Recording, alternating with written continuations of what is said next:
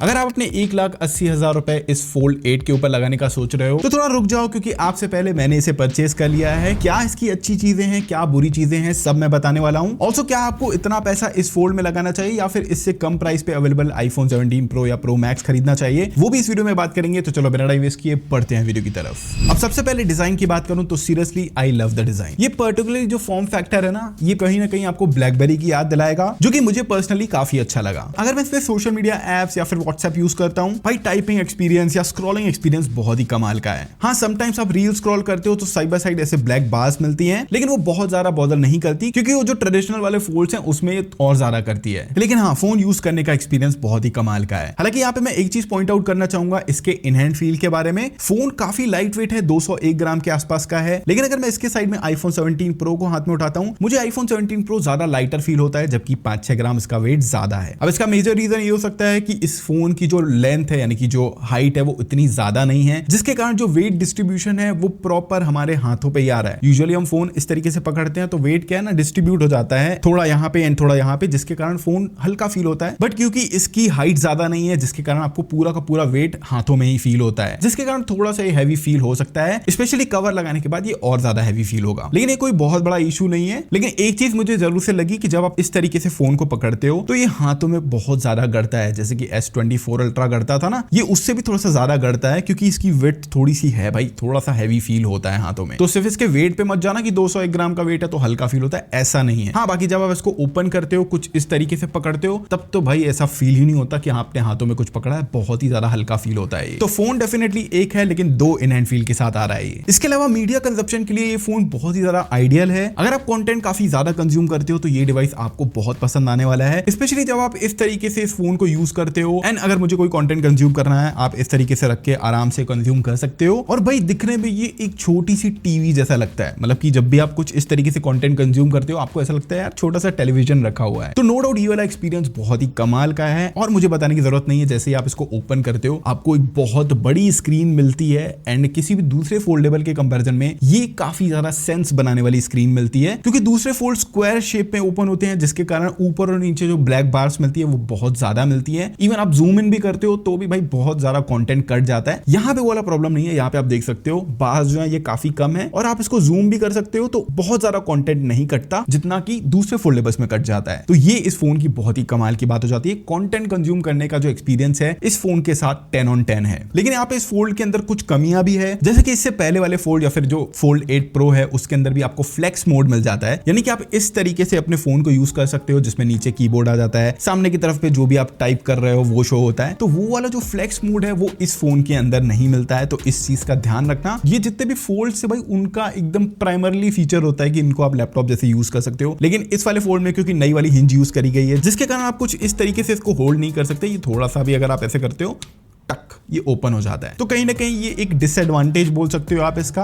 अगर आपको वो फीचर यूज करना है तो इसके साथ नहीं यूज कर पाओगे। तो डेफिनेटली ये वाला फ्लेक्स मोड इसके अंदर नहीं है, लेकिन ये जो कंटेंट वॉचिंग वाला है ना, जो आप इसकी फ्रंट स्क्रीन में कंटेंट वॉच कर सकते हो, इसका ये वाला फ्लेक्स मोड बहुत ही कमाल का है। मुझे पर्सनली बहुत पसंद आया है। ये कंटेंट वॉचिंग के लिए बहुत ही कमाल का फोन है। मल्टीटास्किंग के लिए ये one of the best phone है, एकदम बुक जैसा फोन फील होता है। Side by side apps use करना, 2 से 3 इवन 4 एप्स भी आप इसके अंदर सीमलेसली यूज कर सकते हो, जो कि मेरे हिसाब से एक बहुत ही कमाल की बात हो जाती है। तो मल्टीटास्किंग ऑफिस वर्क के लिए मेरे हिसाब से ये one of the best choice हो जाती है, स्पेशली क्योंकि ये एकदम हैंडी फोन है। भाई एक्सपीरियंस सच में नेक्स्ट लेवल है। अब इसी के साथ यहाँ पे जो फिंगरप्रिंट स्कैनर यूज किया गया है ये इसके बटन पे ही यूज किया गया है, जो कि मुझे उतना ज्यादा कन्वीनियंट नहीं लगता। इसके साथ मैंने फेस आईडी भी अपनी एक्टिवेट करके रखी हुई है, बट फिर भी मुझे अनलॉक करने में थोड़ी सी प्रॉब्लम तो होती है। समटाइम्स मुझे मल्टीपल अटेम्प्ट्स लेने पड़ते हैं, और मुझे लगता है यार कि अगर इसके अंदर इन डिस्प्ले फिंगरप्रिंट स्कैनर होता ना, भले ही अल्ट्रासोनिक ना होके ऑप्टिकल भी डाल देते, तो भी मुझे लगता है कि वो बहुत अच्छे तरीके से काम करता। फिलहाल मुझे उतना कन्वीनियंट नहीं लगता, बट ठीक है यार, टेक अच्छा है तो इतना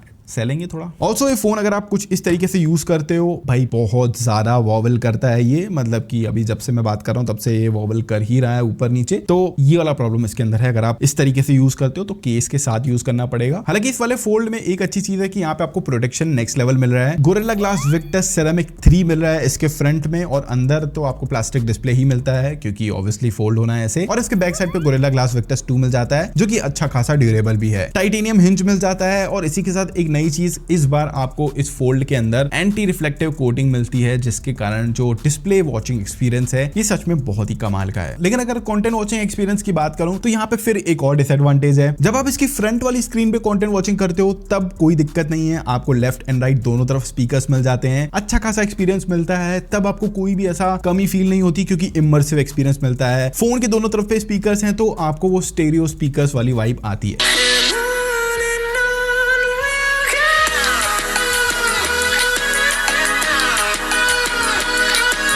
लेकिन जैसे ही आप इसका बड़ा डिस्प्ले ओपन करते हो, यहाँ पे अब इधर इधर कोई भी स्पीकर नहीं है, सिर्फ स्क्रीन के up side and down side, वो भी लेफ्ट साइड पे 2 स्पीकर्स मिल जाते हैं, जिसके कारण जब आप कंटेंट वॉचिंग करते हो थोड़ा सा अजीब सा फील होता है यार। एक तरफ से साउंड आता है, वो भी ऊपर और नीचे से आ रहा है, तो थोड़ा सा मजा सा कम आता है।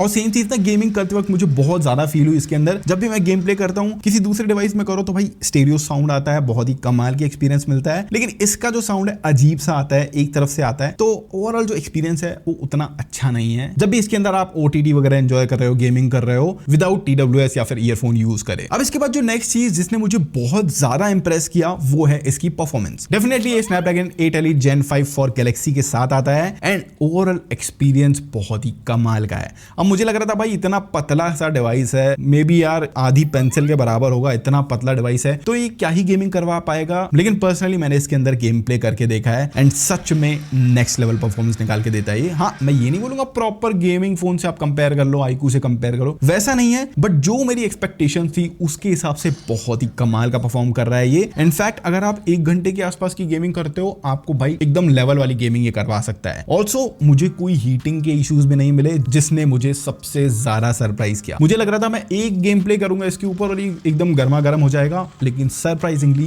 कुछ भी नहीं हुआ। अब यार देखो, वेदर का भी इशू हो सकता है, वेदर भी अभी ठंडा है एंड हम AC वगैरह भी यूज करते हैं तो उस वजह से भी हो सकता है, बट फिर भी जितना मेजर हीटिंग मुझे लग रहा था कि थोड़ा सा तो वार्म होगा, ये थोड़ा सा भी वार्म नहीं हुआ, तो वो मुझे बहुत ही कमाल की बात लगी इसके प्रोसेसर के अंदर। हालांकि यहाँ पे भी कुछ चीजें हैं जो कि मैं पॉइंट आउट करना चाहूंगा, जैसे कि इसके अंदर कुछ गेम्स का सपोर्ट जो है, अगर आप इसकी इनर स्क्रीन पे खेल रहे हो और आप चाहते हो कि ये मैं आउटर स्क्रीन पे खेल लूं, तो भाई उसके लिए आपको गेम रीस्टार्ट करना पड़ता है। हालांकि हर गेम के साथ नहीं है, BGMI वगैरह के साथ ये काम करता है बड़े आराम से, चाहे आप इनर में खेलो आउटर में खेलो स्विच कर सकते हो। लेकिन कुछ एक गेम्स जो उतने अच्छी तरीके से ऑप्टिमाइज नहीं है, उनके साथ ये वाला इशू है। इसके अलावा एक और बड़ा इशू, ये गेम है BB Racing 2, आप सबको पता होगा कौन सा गेम है ये, बहुत ही कमाल का गेम है। अगर आप इसमें जायरो ऑन करके खेलते हो, यानी कि अगर आप इसका टिल्ट फीचर ऑन करके खेलते हो और अगर आप सोचो कि मैं इस बड़ी वाली स्क्रीन पे खेलूं, तो भाई वहां पे ये काम ही नहीं करता। वहां पे ऑटोमेटिकली ये राइट साइड पे स्विच हो जाता है और गोल गोल घूमने लगता है, मतलब वहां पे कंट्रोल्स काम नहीं करते हैं। उसके लिए मुझे स्क्रीन को बंद करके और इस छोटी स्क्रीन में खेलना पड़ता है, जिसमें ये टिल्ट वाला फीचर बेटर काम करता है। तो भाई ये चीज ध्यान रखना, कुछ कुछ गेम्स के अंदर ये वाला इशू भी इसके अंदर आ रहा है। हालांकि BGMI के अंदर हमने जायरो के साथ खेल के देखा, वहां पे कोई भी इशू नहीं हुआ, बहुत ही कमाल का एक्सपीरियंस ये दे रहा था। लेकिन भाई मेरी टेस्टिंग में मुझे ये चीज फील हुई कि कुछ कुछ गेम्स के अंदर ये वाला इशू आया, तो मुझे लगा कि ये मुझे आपको बताना चाहिए। हालांकि अगर आपको लग रहा है कि मैं प्रॉपर गेमिंग के लिए ये फोन लूं, तो उस केस में मैं रिकमेंड नहीं करूंगा, क्योंकि ऑब्वियसली यार दूसरी चीज भी मैटर करती है, फॉर्म फैक्टर भी मैटर करता है, और प्रोफेशनल गेमिंग करनी है तो उस केस में ये फॉर्म फैक्टर उतना केपेबल नहीं है। हाउएवर अगर आपको अच्छा फोन चाहिए जिसमें आप गेमिंग भी कर सको, तो ये फोन उस केस में आपके लिए परफेक्ट है। बाय द वे, आप इसकी छोटी वाली स्क्रीन पे भी BGMI बड़े आराम से खेल सकते हो, अच्छा एक्सपीरियंस रहता है। Also if you are wondering, 120 FPS की गेमिंग बड़े आराम से इसके अंदर कर सकते हो। हमने भाई BGMI भी खेल के देखा, मजा आ गया, कोई हीटिंग वगैरह नहीं मिली, तो ओवरऑल एक्सपीरियंस अच्छा था। हालांकि सैमसंग ने इस फोन के साथ बहुत ही कमाल का काम किया है भाई, सिलिकॉन कार्बन बैटरी इन्होंने फाइनली अप्लाई कर ली है अपने फोन में, और इस फोन के अंदर आपको 4800 mAh की बैटरी मिलती है, जो कि सैमसंग के किसी भी फोन में सबसे ज्यादा है। ऑल्सो उन्होंने 45 वॉट की चार्जिंग भी दी है, wireless charging, reverse wireless charging सबका सपोर्ट मिल जाता है, तो वहां पे कोई भी कमी नहीं है। रही बात बैटरी बैकअप की, तो भाई ये डिपेंड करता है आपने फ्रंट स्क्रीन यूज करी है कि अंदर वाली स्क्रीन यूज करी है। मोटा मोटा ये पकड़ लो कि 1 दिन तक बड़े आराम से इस फोन को यूज कर सकते हो। हाँ, अगले दिन आपको चार्ज करना पड़ेगा ही पड़ेगा, क्योंकि उतना अच्छा बैटरी बैकअप नहीं है इसका 4800 mAh के हिसाब से। 1 दिन बड़े आराम से यूज कर सकते हो। अब बात करूं इसके कैमरा कैमरास की तो देखो यहाँ पे 50 मेगापिक्सल के 2 लेंसेज मिलते हैं, wide and ultra wide angle lens. लेकिन यहाँ पे फ्रंट कैमरास 2 मिलते हैं आपको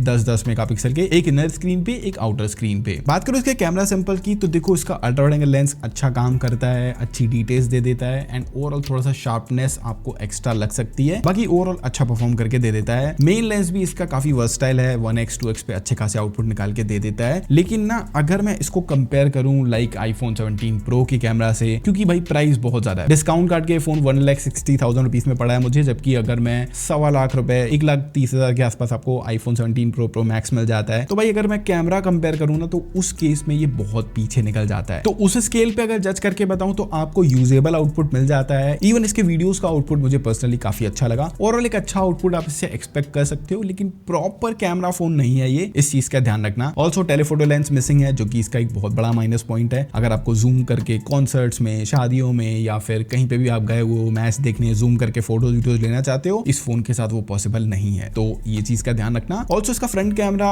10 मेगापिक्सल का है, लेकिन ओवरऑल मुझे प्रोसेसिंग काफी अच्छी लगी, अच्छे खासे फोटोज निकाल के दे देता है। वीडियोस की बात करूं तो सरप्राइजिंगली वीडियोस के मामले में भी मुझे अच्छा लगा। ऑल्सो पोर्ट्रेट वगैरह भी ठीक ठाक निकाल के दे देता है, लेकिन टेलीफोटो नहीं है, ये चीज ध्यान रखना। वीडियोस की बात करूं तो वीडियोस का आउटपुट भी काफी अच्छा था, इवन सिनेमैटिक वीडियोस भी अच्छी खासी निकाल के दे देता है। साथ में आप पे 8K एंड लॉग में रिकॉर्ड करने का ऑप्शन भी मिल जाता है। और सबसे मेन चीज कि आप इसके बैक कैमरा को एज अ फ्रंट कैमरा भी यूज कर सकते हो, जो कि इसकी वन ऑफ द बेस्ट चीज है। एंड यहाँ पे एक बड़ी सी स्क्रीन मिलती है जिससे कि आप देख सकते हो भाई क्या शूट कर रहे हो, कैसे हो रहा है। तो मेरे हिसाब से भाई अच्छा आउटपुट निकाल सकते हो। इवन मैं बोलूंगा कंटेंट क्रिएशन भी इस फोन से, इसके कैमरा से पॉसिबल है। उतने ज्यादा वर्स्ट नहीं है इसके कैमरास, लेकिन प्रॉपर ऐसे फ्लैगशिप वाले भी नहीं है जो कि आपको आईफोन 17 प्रो या S26 अल्ट्रा के अंदर मिलते हैं। बाकी ये फोन पहला ऐसा फोन है जो कि out of the box One UI 9 के साथ आ रहा है, यानी कि One UI 9 के बाद इसके अंदर 7 साल के आपको अपडेट्स मिलने वाले हैं, which is a very good thing. Also One UI 9 के जो अपडेट्स हैं ये हमने कवर करके रखे हुए हैं, तो यहाँ आई बटन में क्लिक करके देख सकते हो या फिर चैनल पे जाके देख लेना, क्योंकि मैं भूल जाता हूँ लगाना उधर। बाकी One UI का सॉफ्टवेयर एक्सपीरियंस एकदम मक्खन है, कमाल का है। एनिमेशंस, कस्टमाइजेशंस, AI फीचर्स भर भर के मिलते हैं इसके अंदर, तो वहां पे तो आपको सोचने की जरूरत नहीं है। दी बेस्ट OS आपको मिलने वाला है, तो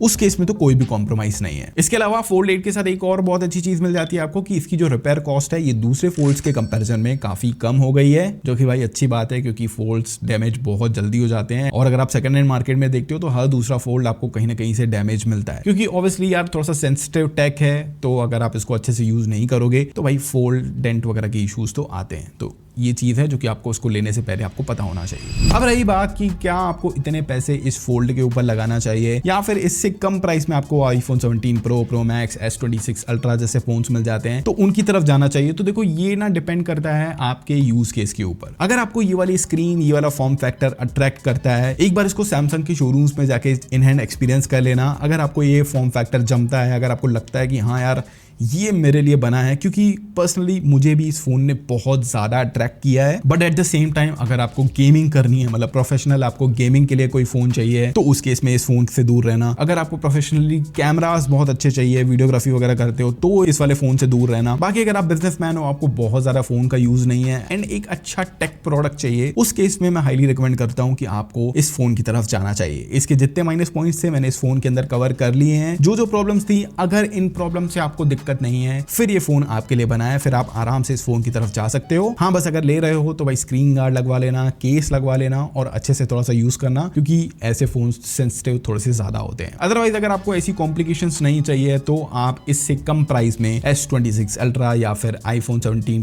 प्रो मैक्स परचेज कर सकते हो, जो कि भाई नॉर्मल फोन है, कैमराज अच्छे हैं, बैटरी अच्छी मिल जाती है, ओवरऑल ऑप्टिमाइजेशन दोनों में ही बहुत अच्छा मिल जाता है। तो मेरे हिसाब से अब आपको क्लियर हो गया होगा कि आपको इस फोन की तरफ जाना है या फिर नहीं। मुझे नीचे कमेंट करके बताओ क्या आप इस फोन के लिए एक्साइटेड हो, क्या आप ये फोन परचेज करने वाले हो, और अगर आप चाहते हो कि मैं इस फोन का कंपैरिजन किसी दूसरे फोन के साथ बनाऊं तो वो भी मुझे नीचे कमेंट करके बताना, ट्राई करूंगा बनाने की। आई होप वीडियो पसंद आया होगा, पसंद आया तो लाइक करना, चैनल सब्सक्राइब करना, हिट द बेल आइकन, ताकि वीडियोस की नोटिफिकेशन आप तक सबसे पहले पहुंचे। मैं मिलता हूं नेक्स्ट वीडियो में, तब तक के लिए बाय बाय।